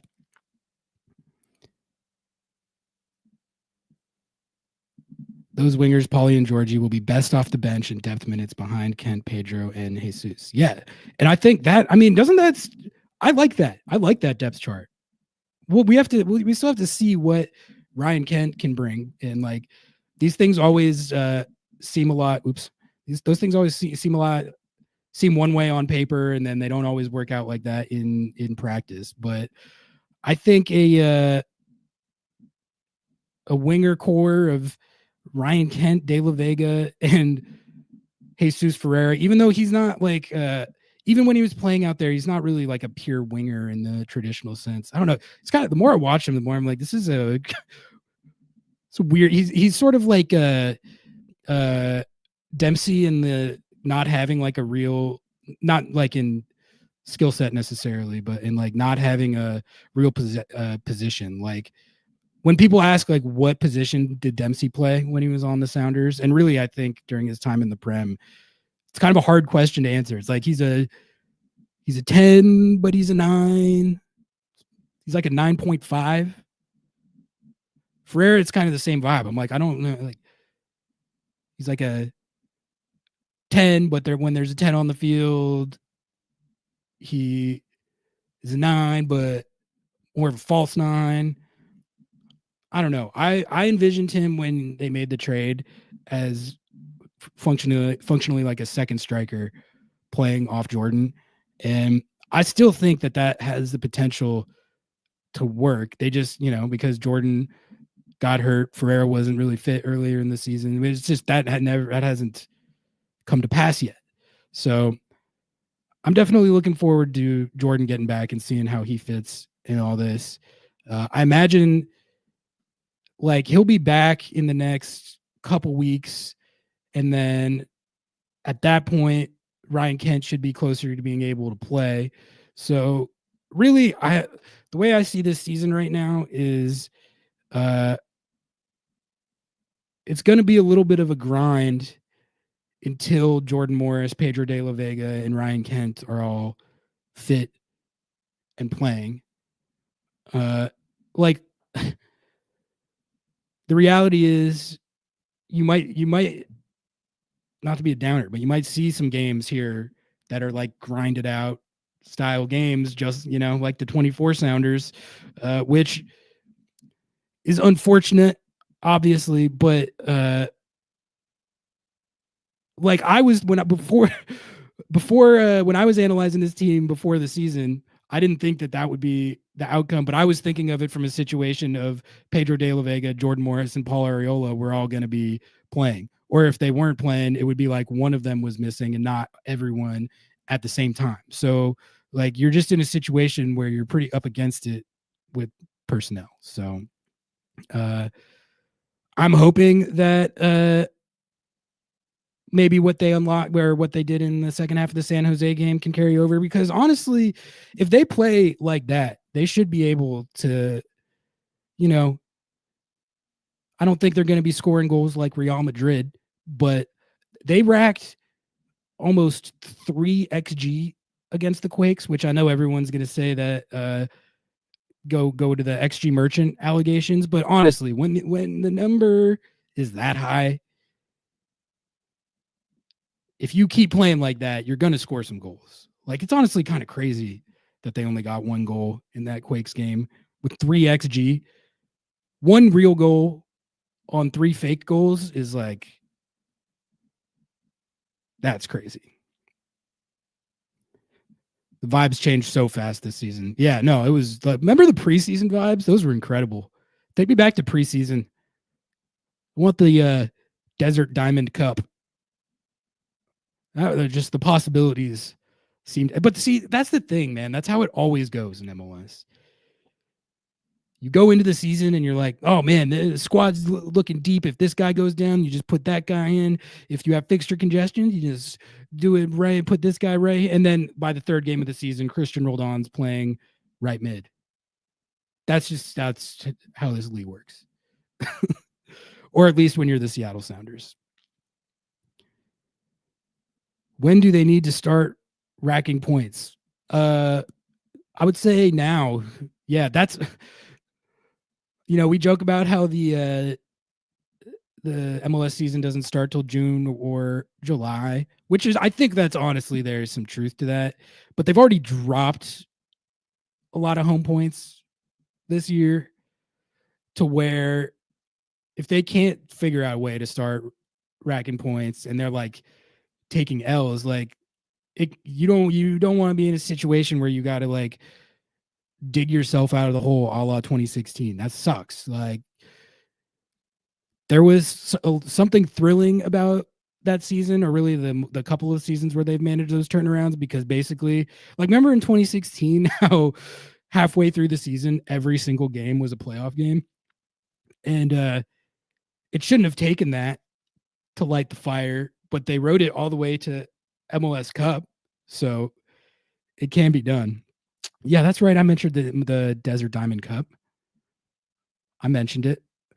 This is a Desert Diamond Cup friendly podcast. How do we think Sounders will beat San Diego? Score predictions. Yeah, I mean, if you've got score predictions, go ahead and drop them in chat. I feel like the vibes going into this game, like, people are pretty negative about the team right now, and the Quakes game didn't do much to dispel that. So I don't know. I mean, tell me if I'm wrong, but it feels like people are expecting an L here because, I mean, if you missed my interview with Tony Sanchez from SanDiego.Fútbol, go back and check it out. But he was talking about just how much confidence that team is playing with right now. And I mean, I've watched them a lot because I always like to watch expansion teams just to see what's up. They look like they've been in the league for like 5 years. They really do.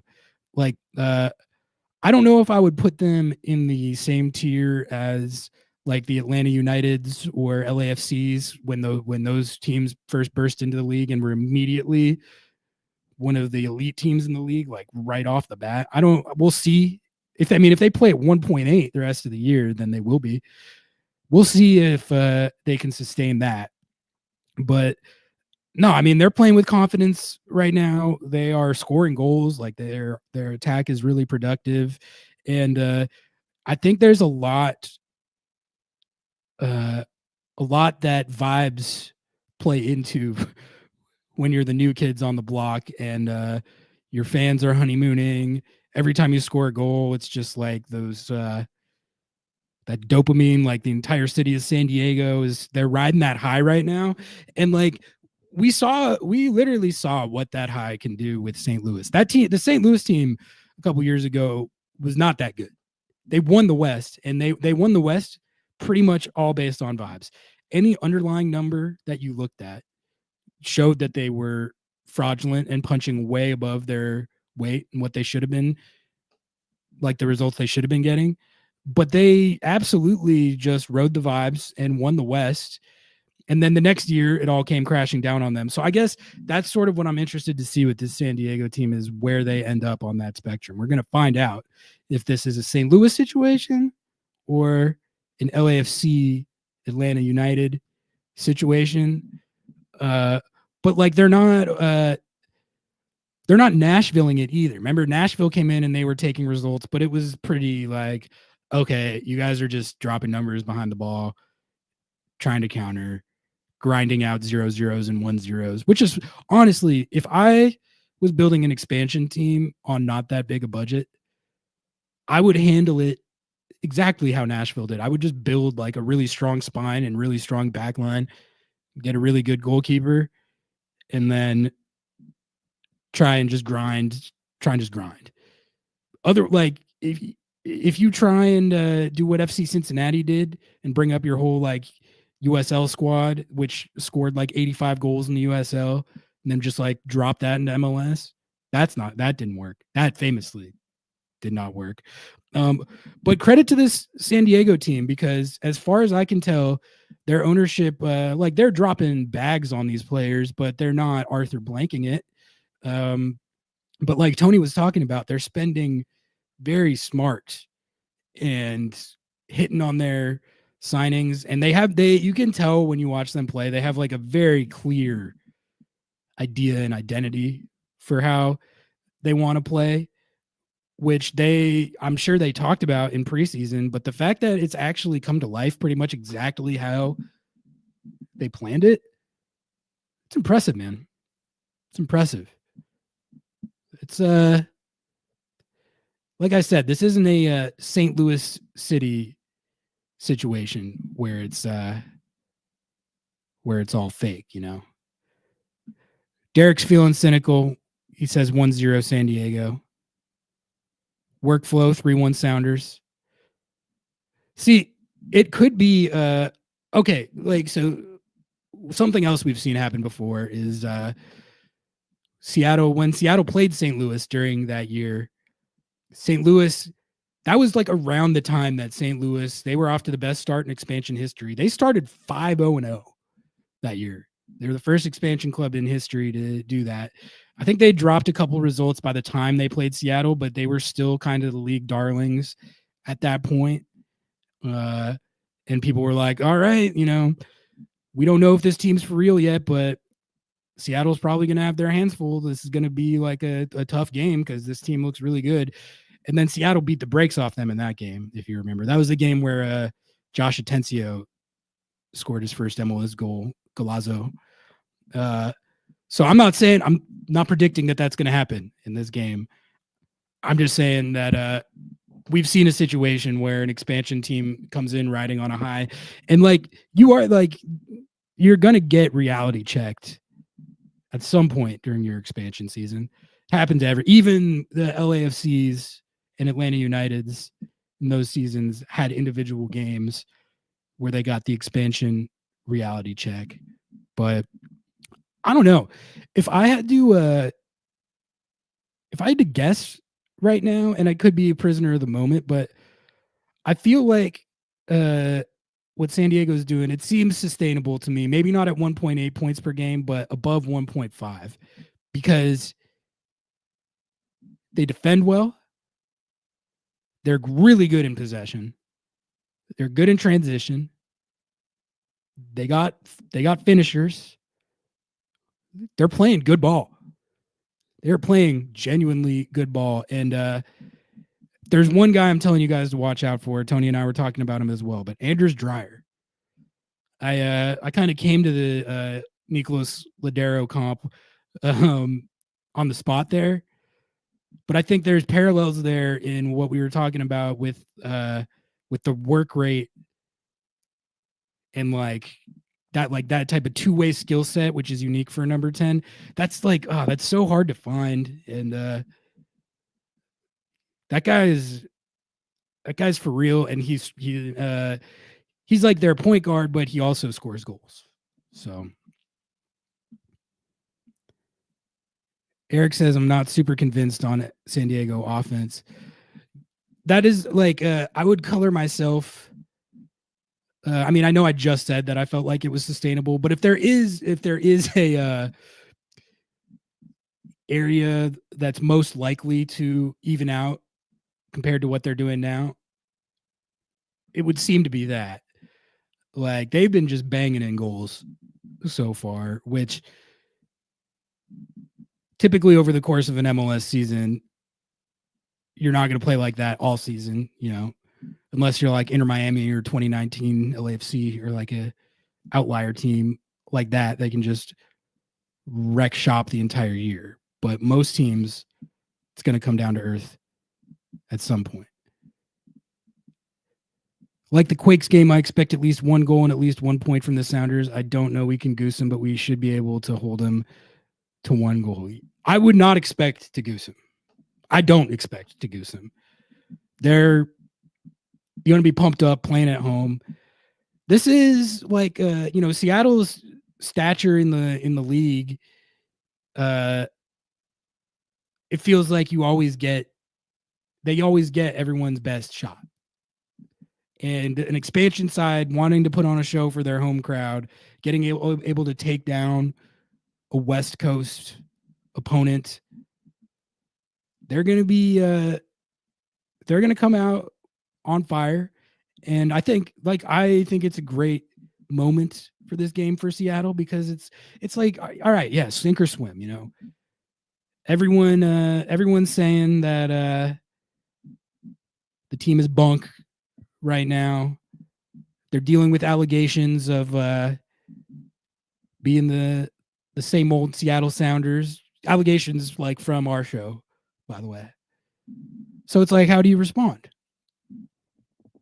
You got a team, you're playing the vibiest team in the league on the road in their building, coming off a game where you didn't get a great result. But I think it's fair to say that was an encouraging second half. I think that's fair to say. They played a lot better in the second half. They got a nice goal in the second half. So now the stage is set. The stage is set. Build on that. Score a couple goals. And I've been saying, if you draw this game, it's not the end of the world. If you take like a convincing L here, that would be obviously really bad.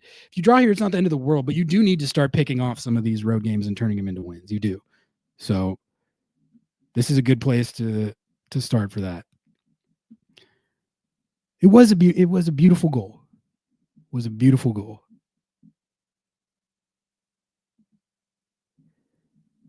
Oh, he's asking hunch this, but throw it to everyone. How do we figure out how to break the defensive line? Every team we're playing right now is pushing up the defense so far up the field. Yeah, that's kind of what they haven't been able to figure out since Jordan got hurt. But I hope Moose can play in this game. I do. Hope he can play in this game, because I feel like they looked a lot more competent at line breaking when he was on the field than they did in the first half. So, if you got to bake in 3 or 4 missed sitters with that, that's just the price that's got to be paid right now. Apparently, it's not a price that I'm like advocating for wanting to pay. It just appears to be the reality of the situation. Only scored 3 against LAFC. Yeah, Seattle scored 5 on LAFC. People forget. They say it's in. They say it doesn't count. Oh, that's one where I feel like I'm taking crazy pills on that one, because obviously no one wants to give Seattle credit for scoring 5 goals against LAFC. So they're saying, oh, it's because LAFC was rotated. Like, am I out of my mind, or was Seattle not just as rotated? Like, what am I? Like, that doesn't count crowd. Like, it doesn't count crowd. Like, how do you explain that? Like, why? If it's two teams that are in the exact same situation, then why does it not count for one? And it would, like, if LAFC won that, you would have said it does count. So, like, yes, if that had been Seattle's first choice 11 against LAFC's backups or a rotated lineup, then you could honestly say that. But that wasn't the situation. It's like people like had the talking point like ready to go and then didn't account for like what lineups were actually out there. I don't know.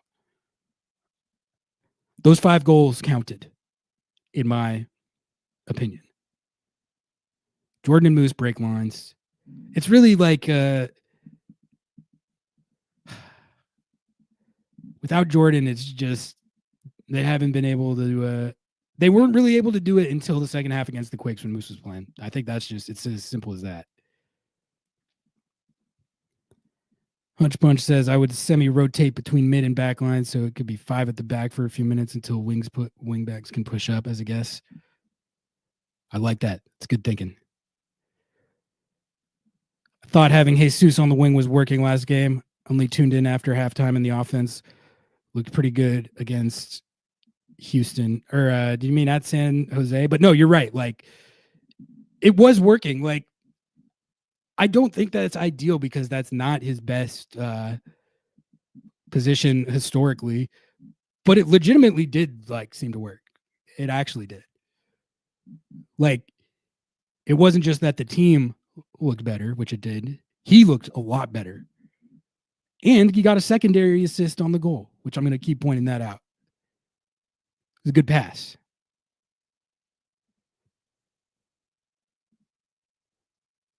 I would argue that the LAFC game wasn't indicative of how the teams would perform in the next game because both teams were rotated.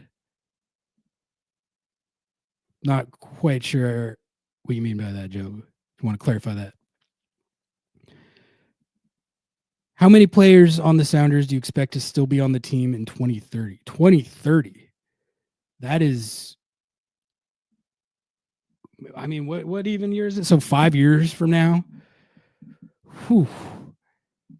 I mean, just I guess like these homegrown guys like RBW, Stu Hawks, maybe, but you know, those guys can always get transferred. That's just a long time in the future to know. But like, honestly, this is still a core that's got some guys that are on the older side, like 30 and older. So by 2030, I think pretty much all of this will have turned over. Jake says, can we talk about how, Stephen Fry. Yeah, can we talk about how Obed hasn't been playing well? With all the transfer talks, I expected more from him this season. He's playing decent with flashes of great, but very inconsistent. I thought he was looking, I thought to start the season, preseason in the first few games in like the first Champions League series, I thought he looked like he was leveling up, to be honest.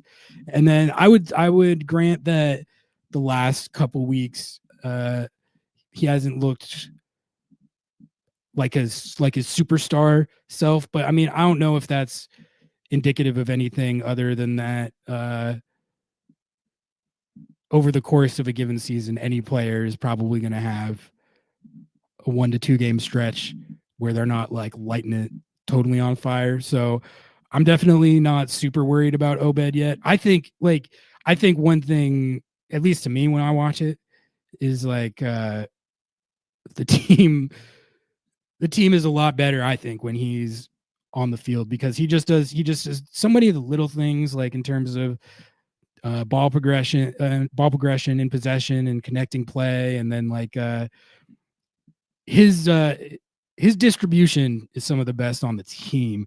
Like if you look at a lot of the chances that they generate, it's pretty frequent that Obed had something to do with it. So yeah, Andrew Thomas Jordan Morris and Albert Rusnak. I hope they both are, Reese. I hope they are. Just for you. Oh, KW, thank you for bringing this up. I kind of totally forgot. I meant to hit on this and totally forgot. You plan to speak on Craig's comments on signing an impactful U22 as an offensive threat. Thought that was the most transparent he's been to date on their plans and how they intend to use the spot. Yeah, it was, I think, the clearest indication that he's given yet on how they're thinking about using it. And basically what he was saying is that he was saying that attracting the type of profile of player, which like a reliable goal scorer is what they're trying to use that spot to fill. Attracting that profile of player at that age is difficult. That's why like these U22 spots are really not easy to hit on. The hit rate, I don't know the exact stats, but I feel like it's got to be a lot lower than like your standard signing, just because young players are more uncertain in general. So he was saying that they're going to be prudent about it and really make them like not make an ad that they're not like sure can actually contribute in MLS right away, which we'll have to see that in practice. But in terms of process, I think they've approached the spot the right way. People were talking about how they should have used it to bolster the squad like this season because of Club World Cup implications and stuff. I guess, there's an argument for that if you're really, I've been saying that they could sign the best U22 in the world. And I really don't think that would make a difference as far as the Club World Cup is concerned. But what they said at the time was that we're going to wait to fill that spot. We want to see how the team plays. That will give us an idea of where the need is, and then we'll go make the addition.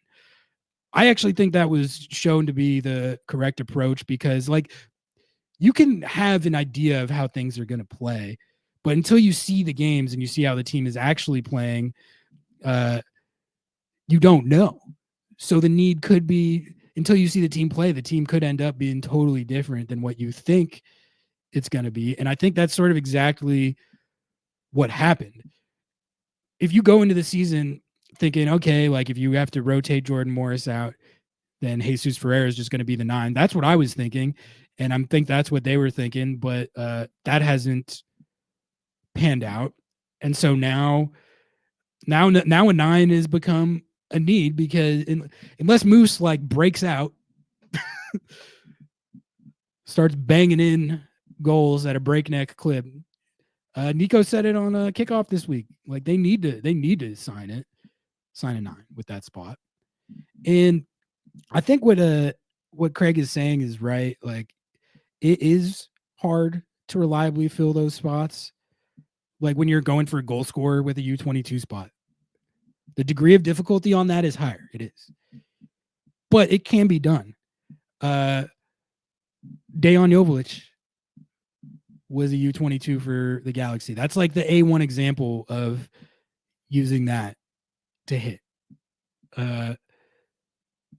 But that shows that it can be done. I'm pretty sure Alonso Martinez for NYC, who looks really good. I could be totally wrong about this. I think NYC has been using their U22s to great effect though. So, okay, Alonso Martinez isn't. My bad. I think I'm thinking of someone else. But there are, if you go through and maybe I'll do this on another stream. Go look at the U20. I'm going to do this on another stream. Like go look, make a list of all the U22 signings, or at least like the most prominent ones, and like see who hit, see who didn't hit, get an idea of what the success rate is like. But a team like the Sounders should be expected to be able to go scout it up and find the guy who will fill that spot and come in and be able to, like, I think what Craig was saying is it's like he doesn't want it to be a developmental situation where it's like this guy, we're going to stash him and then unleash him in like a year or two. No, like they want the guy to be able to come in and score goals in MLS right away. So again, easier said than done, but I was honestly glad to hear Craig say that was how they were thinking of filling the spot, because it's just clearly with the situation you've got with Ferreira and Moose, neither looking like they're the long term. And like Ferreira, even if he was, now that I think about it, Ferreira probably, I don't think is necessarily long for this team anyway. We'll see how that pans out. But I mean, I don't know. If they never figure out how to use him, then I don't think his transfer aspirations will come to fruition. But you see what I'm saying. Young DP. Hey, Leo Chu. Yeah, that was a famously. See, that's the situation you are trying to avoid. The Leo Chu experience was, I think it was more up and down than people say in hindsight. Most people, if you ask them about the Leo Chu era, they would say it was like he was a total bust. He had 21 goal contributions in like 60. I don't know how many games did Leo Chu play. I'm gonna pull this up real quick. See how Leo Chu actually did. Yeah, so he had 20. Okay, he played a lot more games than I thought. Leo Chu played 80 or 79 games for the Sounders and had 21 goal contributions. But to be fair on that, first of all, it's not like a horrible number anyway.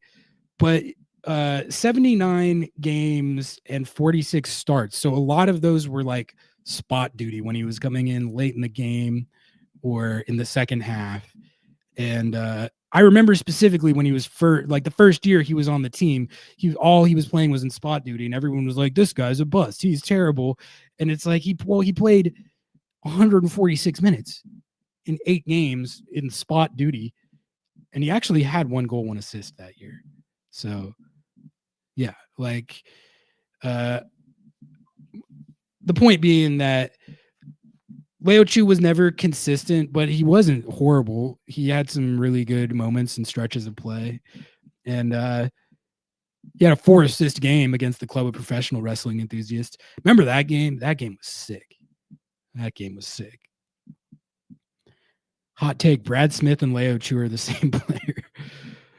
They're definitely, in terms of that, like left-sided low cross type of vibe, Leo Chu is a lot more goal dangerous than Brad Smith, although Brad Smith was low-key pretty goal dangerous.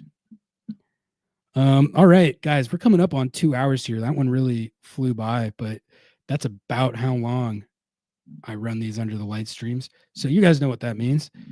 That means I'm going to turn on the lo-fi and start to wrap it up. That's what I'm going to do. But make sure the volume is not too high.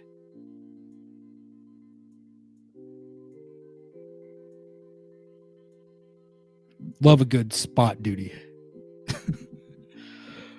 Yes, if you got any final questions or topics you want to hit, go ahead and drop them in chat. Looks like I got 0 super chats tonight, but that's fine.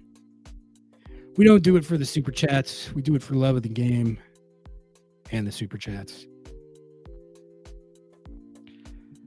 Noah wasn't lurking tonight because he's got like a job or something. That's why I run these. That's why I run these solo. He did join last week though because I didn't have my mic. We recorded at his place, and then left the mic cables over there. And I got on stream. I was like, "Let's go, ready to do this." And I fire up under the lights and just start cooking. And there's no mic cable, which I'll be honest with you guys, that was almost had an anxiety attack live on air. But then he came over with the mic cable, and then we ended up doing a 2-man stream, and it worked out. No crash out, Chris's. Thank you, Derek. I knew you would come through. I was fishing for. Appreciate you, man. You're our number 1 supporter. We love you, man. Reese, I'm going to hold you to that. But I'm glad you brought that up because we are starting to do exclusive content for our YouTube members. So if you were thinking about joining, but we're just like, there's no reason to, now there's a reason to. we did a fun little thing where we revealed a secret project that we've been working on with Hacks and Ferments to our YouTube members. So we posted it on Instagram too. So you guys probably, some of you might know, but we did that. But we're going to start doing more stuff like that where I'll plug it. Guys, we got Tommy Scoops interview coming out, I think either tomorrow or this weekend. It's coming out soon. And we did like a 35 minute interview with Tommy Scoops, and then he was gracious enough to stay on and do some exclusive content with us that we're going to make only available to the YouTube members. So if you want exclusive Tommy Scoops content, you got to become a YouTube member. I don't know what to tell you. Derek Richards has been a member for 4 months. Follow his example. Thanks for putting out so much entertaining content. We try. That's what we're here for at the end of the day. To entertain, have a good time. Jump headfirst into the blazing hot discourse. I saw, we posted the clip of my Rusnak defense, and I saw that it had 10 comments in the first 15 minutes that it was up, and I was like, you know what? I'm just not gonna. It's like throwing a match onto the kerosene and then just walking away and not looking at the results. That's basically how I'm treating that Rusnak video. It ruffled some feathers, but see, that's what we're going for. Eric, thank you so much for the $2 super chat. Appreciate the support, man. It is lo-fi time. I love lo-fi time. I know I always say it, but the Under the Lights crowd is my favorite crowd. These are the sickos. These are the real ones. LS crew has been churning. We've been churning, and we're not going to stop churning. We're enjoying it. This is our first full season with the YouTube running at full capacity and doing the live shows, and I've been having a lot of fun with it. I've gotten into a nice routine and rhythm of it. Feel like we're getting better at it. Less technical difficulties. So the grind's not stopping. All right. With that, I'm past 2 hours. I'm gonna call it a night. Thank you all for tuning in. As always, please, if you haven't yet, like the video right now. Everyone in chat, you, and you, like the video. If you're in here and haven't subbed to the channel, no clue what you're doing, but sub the channel. And once again, follow us on Instagram. And Jake, yes, on post-match reaction plan for San Diego. Most road games I feel like every road game we'll try and do one, barring unforeseen circumstances. We're going to do that for sure. Everyone is welcome to call in on those dish takes with us, which is a lot of fun. Like hearing directly from the fans. And we get pretty good participation. Like the last one started off slow, but we usually get a good handful of calls every time we do it. So don't be shy is what I'm saying.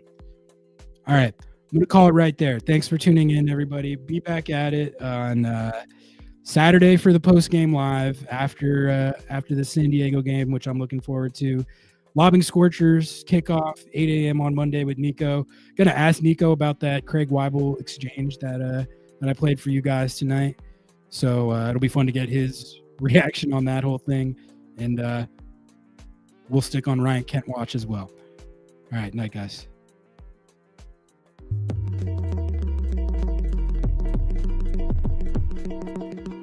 The Seattle Sounders' brand new 2025 kit is here. Inspired by two traditional Southern Coast Salish weaving techniques, twilling and twinning. These techniques, passed down through generations, honor the resilience, deep-rooted ties, and creativity that define the cultural fabric of this region. The striking deep blue jersey will be worn by the Sounders for the next 2 seasons to honor the club's deep connection with the Puget Sound and shared responsibility as stewards of the greater Salish Sea watershed. Backing up that commitment, the Seattle Sounders will donate up to $50,000 to benefit community charities around the Puget Sound region. To get your very own Salish Sea kit, visit lobbingscorchers.com/kit. That's lobbingscorchers.com/KIT.